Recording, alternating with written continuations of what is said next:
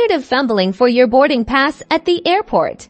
Let's ditch the paper and add your plane tickets to Google Wallet for a smoother, stress-free travel experience in under 90 seconds. First, make sure you have the Google Wallet app installed on your Android phone or your iPhone. You can download it from the Google Play Store or the Apple App Store now.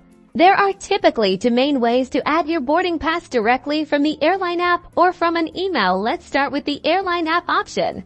Open your airline's app after you've checked in for your flight. Look for a button or option that says something like Add to Google Wallet, Save to Google Wallet, or Add to Phone. Tap that button. You might be prompted to sign into your Google account. If you aren't already, follow the on-screen instructions. The app will walk you through the process of adding your boarding pass to your wallet. Once it's added, you'll see a confirmation screen.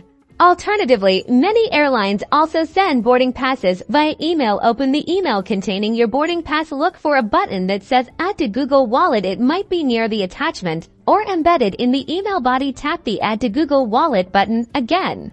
You may need to sign into your Google account.